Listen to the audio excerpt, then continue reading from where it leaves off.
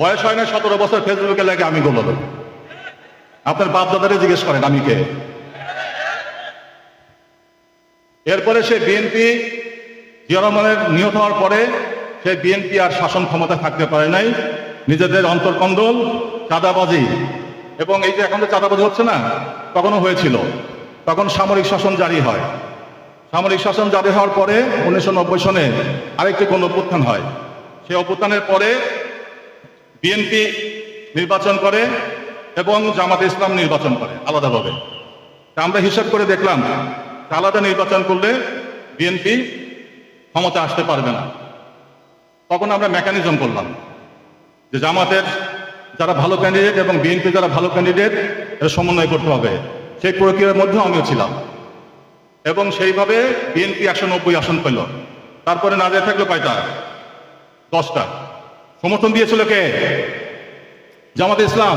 মার্কা কি ছিল? দাঁড়িপাল্লা। আর বিএনপির মার্কা কি ছিল? তার দাঁড়িপাল্লা বা ধানের শীষ এক করে দিয়েছিলাম আমরা। হিসাব হয়েছে? 1996 সনে কি হয়েছিল? বিএনপি কি করলো? জামাতকে দূরে সরিয়ে দিল। বলে যে এরা ভালো না। এরা কি বেশি বেশি ইসলামের কথা বলে। এরা কি 71-এ মুক্তিযুদ্ধের সময় বিরোধিতা করেছিল। তারপরে কি রেজাল্ট হয়েছিল? 96 নির্বাচনে বিএনপি জিতেছিল 117 আসন। আমি বেগম খালেদা জিয়াকে বললাম, আপনি যে আওয়ামী লীগকে ক্ষমতা আনলেন, আমরা তো আওয়ামী লীগকে দূরে সরিয়ে রেখেছিলাম 21 বছর, তা আপনাকে আমরা কায়দা কৌশলে প্রধানমন্ত্রী করলেন, আমাদেরকে আওয়ামী লীগ উপহার দিলেন। তাহলে কি দাঁড়ালো? এই আওয়ামী লীগকে বিতাড়িত করার ক্ষমতা আপনার নাই। তাহলে কি করা? তখন বললাম যে এখানে ফ্রন্ট করতে হবে। ওই যে 78 যুক্ত ফ্রন্ট, 54 সনের 69-এর এই ঐক্যজোট, তারপরে হলো জাতীয়তাবাদী ফ্রন্ট 1978-এর, তারই আলোকে এগুলো আমার অভিজ্ঞতা ছিল। আমি বললাম ফ্রন্ট ছাড়া আপনি ক্ষমতায় আসতে পারবেন না। সেখানে আমার 4 দলীয় জোট করলাম। 4 দলীয় জোটে কারা কারা ছিল? আওয়ামী লীগ ছিল না, আওয়ামী লীগের বিরুদ্ধে 4 দলীয় জোটে বিএনপি ছিল, এর সাথে জাতীয় পার্টি ছিল, জামাতে ইসলাম ছিল এবং ইসলামী ঐক্যজোট ছিল। এই ছিল 4 দল। মার্কা কি ছিল? এই জামাতে ইসলামের দাঁড়িপাল্লা আর বিএনপির এই ধানের শীষ প্রতীক নিয়ে আপনাদের এখানে আমি এসেছিলাম, মনে আছে? কোন সনে? 2001-এ। আর পাবনায় 1-এ গিয়ে আমি কার ভোট চাইতাম? দাঁড়িপাল্লা। 2008-এ এখানে আমি কোন মার্কা নিয়ে নির্বাচন করলাম? ধানের শীষ। আর ওখানে দাঁড়িপাল্লা।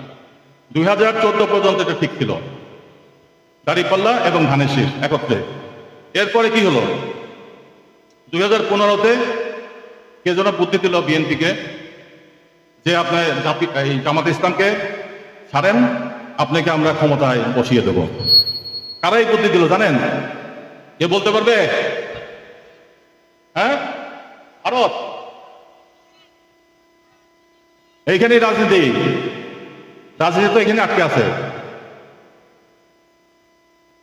আধিপত্যবাদী শক্তি ভারত। এবং অনেকে বলে, আবার ফেসবুকে লেখে 17 বছর আপনি কোথায় ছিলেন? আরে জন্মই হয় না তার লেখে 17 বছর। 2008-এর পরে 2009-এ সিরাজগঞ্জের বিএনপির আমি যুগ্ম আহ্বায়ক ছিলাম না? জেলা কমিটি করেছি, এয়ারপুরি কমিটি করার জন্য আসছিলাম না? তারপরে যখন 2014-তে কমিটি করা শেষ, 2015-তে যখন বিএনপি ইউটার্ন নিল, ইউটার্ন পর্যন্ত উল্টা ঘোর, যখন ভারতের দিকে গেল, তাহলে আমি কি ওই ধানের শীষের ভারত ওইদিকে থাকবো নাকি আমি উল্টা ঘুরবো? বিএনপি যদি উল্টা ঘোরে তাহলে আমিও কি করব? উল্টা ঘুরবো। ঠিক আছে না রাজনীতি? তখন দেখা গেল যে বিএনপি ক্ষমতা আসতে পারবে না এই রাজনীতি করে। তখন আমরা কি হলাম? আমরা হলাম গোপনে গেলাম, গুপ্ত। ওই নেতা বলে কি এরা সবাই গুপ্ত। জামাতে ইসলামকে বুদ্ধি দিলাম গুপ্ত হন, শিবিরও গুপ্ত হয়ে গেল। আমরা যারা জাতীয়তাবাদী শক্তি আমরা সব গুপ্ত হয়ে গেলাম। গুপ্ত মানে কি? সিক্রেট।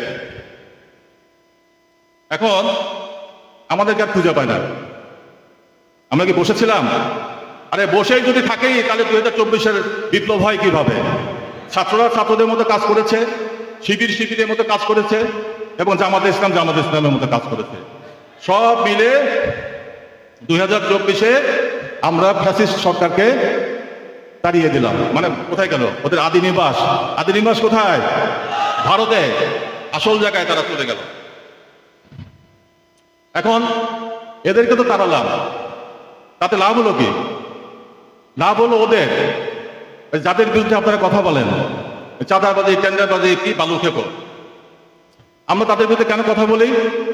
কারণ হলো তারা যে চাঁদাবাজি, অবৈধ ব্যবসা করে যে অর্থ উপার্জন করেছে 17 মাসে, এটা তাদের আজীবনের পুঁজি। এই পুঁজি আপনাদের বিরুদ্ধে লাগাবে, এই পুঁজি দিয়েই তারা আগামী নির্বাচন করছে। এই অবৈধ টাকা দিয়ে তারা বলে কি ভোট সেন্টার দখল করবে, এই টাকা দিয়ে তারা নির্বাচন করবে, তাই না? তাহলে এখানে তাদের বিরুদ্ধে আমাদের কথা বলা প্রয়োজন। এখন এদের বিরুদ্ধে কথা বলতে হলে আমাদের কাকে ডাকবে? আমাদের যে দুই প্রার্থী আছে এখানে, জামাতে ইসলামের প্রার্থী দাঁড়িপাল্লায় অধ্যক্ষ মোহাম্মদ আলী আলম এবং সাজাদপুরের এনসিপির শাপলাকলির মার্কার সাহেব মুস্তাফিজ, এদেরকে প্রয়োজন হবে সংসদে পাঠাতে। এই এলাকায় চাঁদাবাজি বন্ধ করতে হলে আমাদের কর্মসংস্থান করতে হবে। সাজাদপুর নির্বাচন এলাকার সংসদ সদস্য পদপ্রার্থী এনসিপি থেকে মনোনীত প্রার্থী সাহেব মুস্তাফিজ এবং 11 দলীয় জোটের নেতৃবৃন্দ, কর্মীবৃন্দ এবং ভাইয়েরা আমার আসসালামু আলাইকুম। পিছন থেকে শোনা যায়, এদিক থেকে শোনা যায়, এদিক থেকে শোনা যায় না? আজকে আমরা একটি গুরুত্বপূর্ণ সময়ে এখানে উপস্থিত হয়েছি। আপনারা জানেন যে 24-এর যে বিপ্লব অনুষ্ঠিত হলো, এই বিপ্লব প্রথম এবং শেষ বিপ্লব বাংলাদেশে নয়।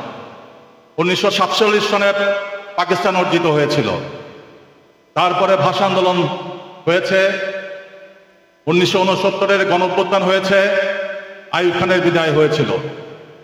1971 সনে আমরা মুক্তিযুদ্ধ করেছি, আমি নিজেও করেছি।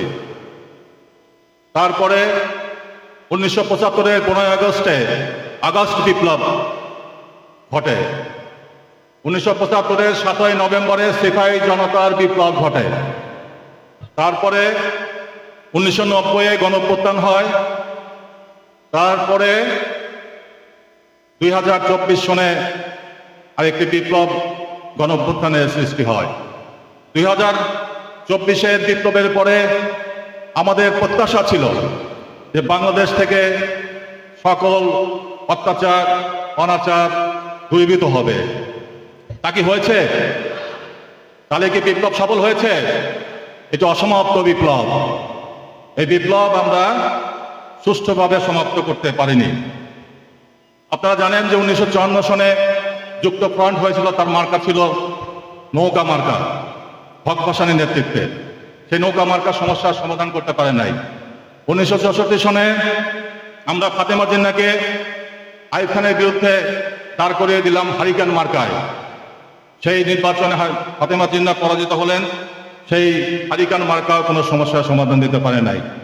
1968 সনে আমরা স্বাধীন জনগণতান্ত্রিক পূর্ব বাংলা কায়েমের কথা বললাম, সশস্ত্র গেরিলা যুদ্ধের মাধ্যমে বাংলাদেশ স্বাধীন করব।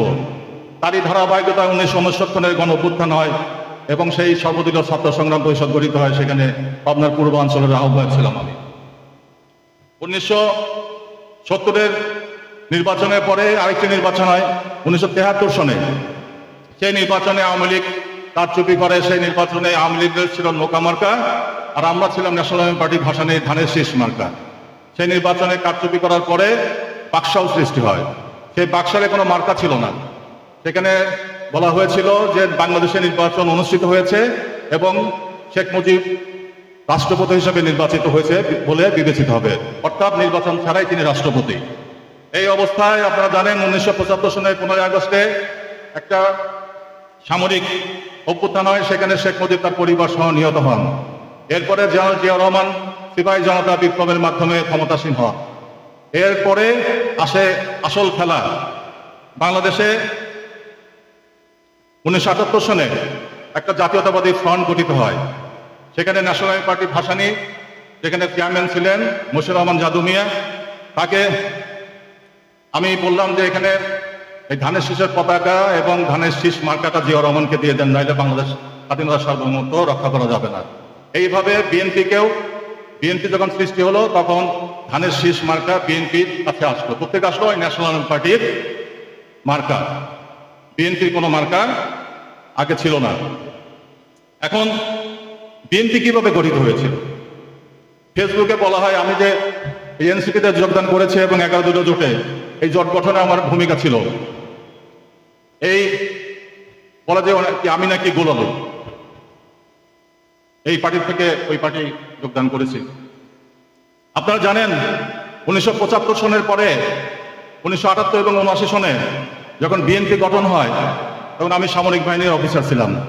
আমরাই বিএনপি গঠন করেছি। যে বলে না আওয়ামী লীগ যে সেনা ছাউনিতে বিএনপির জন্ম, এটা তো সঠিক কথা, আমরাই করেছি। আমরা সারা বাংলাদেশের 300টি নির্বাচনী এলাকা থেকে 300 জন গোলালো ধরে এনে বিএনপি গঠন করেছিলাম। জবাব হলো। এবং এই যে আমাদের এখানে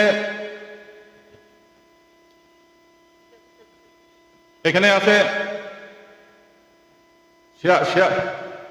সিরাজগঞ্জ 5 নির্বাচন এলাকায় বেলকুচি চহলিতে অধ্যক্ষ মোহাম্মদ আলী আলম। মার্কাটা কি দাঁড়িপাল্লা, আপনারা ভোট দেবেন এবং বিজয়ী করবেন। আমার ডানে আছে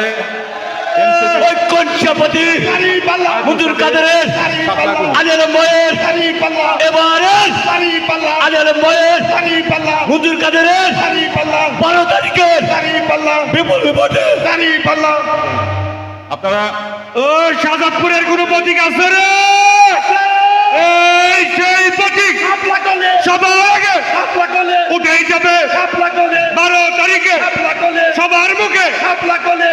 আমাদের 11 জোটের প্রার্থীদের পক্ষে সৃষ্টি হয়েছে। আপনারা জানেন যে আমি চৌহালিতে, তারপর শাহজাদপুর নির্বাচন এলাকায় পাবনা 1, পাবনা 2, গত রাতে করেছি পাবনা 5, আজকে আবার এখানে এসেছি। আগামীকাল মিটিং করবো হলো জনসভা সিরাজগঞ্জ সদরে। এর মাধ্যমে ভোটের আবহাওয়া পরিবর্তিত হয়েছে না? আমাদের 11 দলীয় জোটের প্রার্থীদের পক্ষে জনমত তৈরি হচ্ছে। তারপরে আজকে এসেছে এখানে, মানে অর্থাৎ আমি চারদিক দিয়ে ঘেরাও দিয়েছি যাতে অন্য আমাদের প্রতিপক্ষের মার্কার কোনো ঢেউ আমাদের উপরে এসে না পড়ে। এখন আমাদের 11 দলীয় প্রার্থীদের মার্কার ঢেউ এখানে এসে আসতে পড়ছে এবং ইনশাআল্লাহ বিজয়ী হব। বিজয়ী হলে আমরা কি করব?